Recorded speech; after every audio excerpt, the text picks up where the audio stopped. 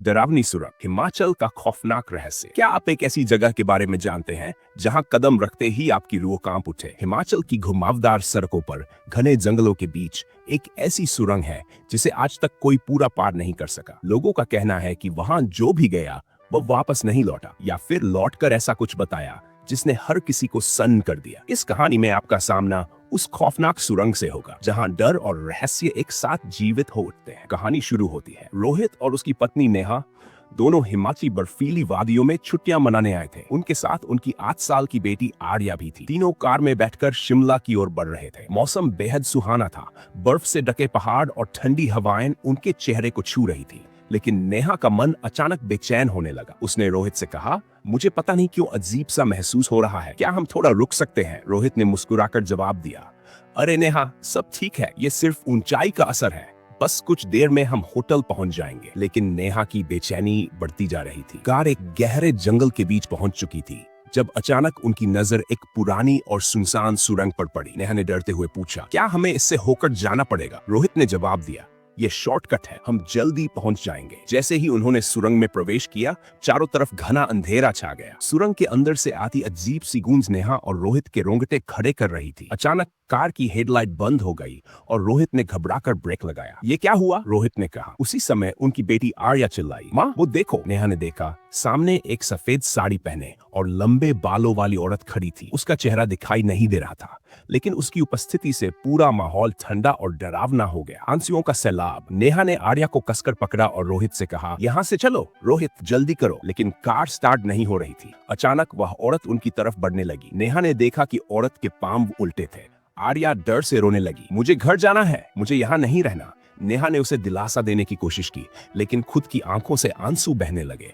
उसी समय सुरंग के अंदर से बच्चों की चीखें सुनाई देने लगी। वह चीखें ऐसी थी जैसे कोई मदद मांग रहा हो। अकल्पनीय घटना का खुलासा। रोहित ने हिम्मत जुटाई और कार से बाहर निकलने की कोशिश की। जैसे ही वह दरवाजा खोलने लगा, अचानक वो औरत गायब हो गई। नेहा ने डरते हुए कहा, वो कहाँ गई? तभी कार के शीशे पर खून से एक शब्द लिखा हुआ दिखाई दिया, मौत। रोहित ने जोर से चिल्लाकर कहा, यहाँ से निकलना होगा। लेकिन सुरंग का रास्ता अचानक बंद हो गया था।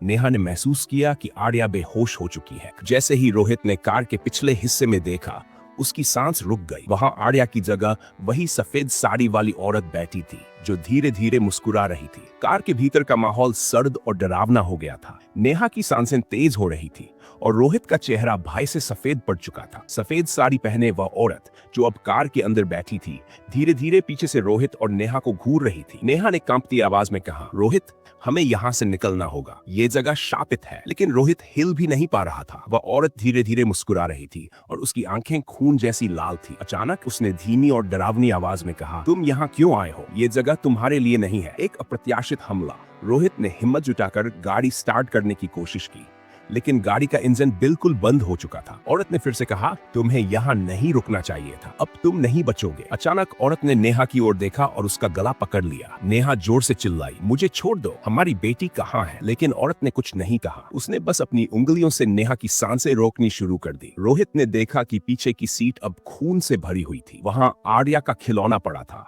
लेकिन आर्या कहीं नजर नहीं आ रही थी। उसने डरते हुए पूछा, आर्या कहाँ है? तुमने हमारी बेटी को क्या किया? एक और रहस्य का खुलासा। औरत ने अचानक जोर से चिल्लाया, जिससे पूरी सुरंग गूंज उठी। उसने कहा, तुम्हारी बेटी मेरे पास है, अगर उसे वापस चाहते हो तो सच का सामना करो। रोहित ने कांपते हुए पूछा, सच? कौन सा सच? हमें कुछ नहीं पता। औरत ने जोर से हंसते हुए कहा, इस सुरंग में जो भी आता है उसे अपने अतीत के पापों का हिसाब देना होता है, और तुम भी नहीं बचोगे। नेहा का दर्द। नेहा अब बेहोश हो चुकी थी। रोहित ने हिम्मत करके गाड़ी से बाहर निकलने की कोशिश की, लेकिन दरवाजे लॉक हो चुके थे। औरत ने अपनी लंबी उंगलियों से गाड़ी के शीशे पर खून से लिखा, गुनाहों का हिसाब यही होगा। रोहित ने चिल्लाकर कहा, हमें छोड़ दो, हमसे क्या गलती हुई है? तभी औरत ने उसे एक बीते हुए हादसे की याद दिलाई। रोहित की आंखों के सामने अचानक वह मंजर आ गया जब उसने कई साल पहले दोस्तों के साथ नशे में गाड़ी चलाते हुए एक लड़की को टक्कर मारी थी। वह लड़की सफेद साड़ी पहने हुए थी। उसने रोहित और उसके दोस्तों को माफ करने की भीख मांगी थी, लेकिन उन्होंने डर के मारे उसे वहां छोड़ दिया और भाग गए। रोहित ने कांपते हुए कहा, क्या तुम वही हो? औरत ने जवाब दिया, अब तुम्हारा सामना सच से होगा। तुमने जो किया था उसका अंजाम यही है। सुरंग के अंदर अचानक तेज हवा चलने लगी। नेहा ने होश में आते ही देखा कि आर्या का खिलौना हवा में उड़ रहा था। रोहित ने गाड़ी के शीशे पर देखा जहां खून से एक और संदेश लिखा था, आर्या की जान का सौदा तुम्हारे गुनाहों से होगा। सुरंग में हर ओर खामोशी थी, लेकिन यह खामोशी मौत से भी ज्यादा डरावनी लग रही थी। नेहा ने रोहित से कांपती आवाज में पूछा, यह सब क्या हो रहा है? तुमने क्या छिपाया है मुझसे? रोहित ने सिर झुका लिया। उसकी आंखों से आंसू बह रहे थे। उसने कांपती हुई आवाज में कहा, नेहा, यह सब मेरी गलती है। सालों पहले मैंने और मेरे दोस्तों ने एक लड़की को इस सुरंग के पास गाड़ी से टक्कर मार दी थी। वह मदद के लिए चिल्ला रही थी, लेकिन हम डरकर भाग गए। हमने कभी पुलिस को खबर नहीं की और आज वही आत्मा हमें सजा देने आई है। नेहा के चेहरे पर गुस्सा और दर्द एक साथ उभर आया। तुमने ये सब मुझसे क्यों छिपाया रोहित? तुम्हारे पापों की सजा अब हमारी बेटी को क्यों भुगतनी पड़ेगी? आर्या की तलाश। तभी हवा में एक आवाज गूंजी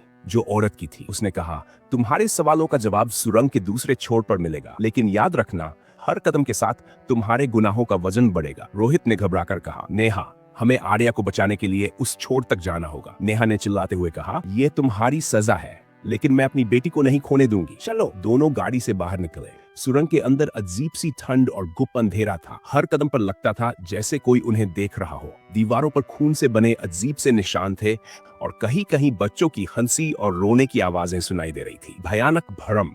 जैसे ही वे सुरंग के बीच पहुंचे, रोहित ने देखा कि सामने वही लड़की खड़ी थी जिसे उसने टक्कर मारी थी। उसका चेहरा झुलसा हुआ था और उसकी आंखें गुस्से से जल रही थी। उसने कहा, रोहित, तुम्हें याद है वो रात? मैंने तुमसे मदद मांगी थी, लेकिन तुमने मेरी जान लेने से पहले एक बार भी नहीं सोचा। अब देखो, तुम्हारी बेटी उसी दर्द से गुजर रही है। नेहा ने चिल्लाकर कहा, यह सब बंद करो, मेरी बेटी को वापस दो। लेकिन लड़की ने उनकी बातों पर ध्यान नहीं दिया। उसने रोहित से कहा, अगर तुम अपनी बेटी को बचाना चाहते हो तो तुम्हें वही तकलीफ झेलनी होगी जो मैंने झेली थी। रोहित की परीक्षा। सुरंग के अंत में एक पुराना लकड़ी का दरवाजा था। लड़की ने इशारा किया, इस दरवाजे के पीछे तुम्हारी बेटी है, लेकिन अगर दरवाजा खोलना चाहते हो तो तुम्हें अपने सबसे गहरे डर का सामना करना होगा। रोहित ने कांपते हुए कहा, मैं सब सहने को तैयार हूँ, बस मेरी बेटी को कुछ मत करना। लड़की ने मुस्कुराते हुए कहा, तुम्हारे पास ज्यादा समय नहीं है। जैसे ही रोहित ने दरवाजे की ओर कदम बढ़ाया, सुरंग में अजीब चीजें होने लगी। रोहित ने देखा कि दीवारों से खून टपक रहा है और नेहा चीख रही थी क्योंकि उसका शरीर ठंड से जमने लगा था। सच का सामना। रोहित ने दरवाजा खोला, लेकिन अंदर का दृश्य उसे जड़ कर गया। वहां एक बड़ी खाई थी जिसके बीचों बीच एक छोटे से चट्टान पर आर्या खड़ी थी। खाई से अजीब सी आवाजें आ रही थी, जैसे सैकड़ों आत्माएं मदद के लिए पुकार रही हो। लड़की ने कहा, अगर अपनी बेटी को बचाना है तो इस खाई को पार करो, लेकिन याद रखना, अगर तुम गिर गए तो तुम्हारी आत्मा कभी चैन नहीं पाएगी। रोहित ने हिम्मत जुटाई और खाई को पार करने की कोशिश की। उसने नेहा से कहा, तुम यहीं रहो, मैं उसे बचा लूंगा। नेहा चिल्लाई, रोहित, नहीं, यह खतरनाक है। लेकिन रोहित ने उसकी बात नहीं सुनी। जैसे ही रोहित खाई के बीच पहुंचा, उसने महसूस किया कि किसी ने उसके पैर खींचने शुरू कर दिए।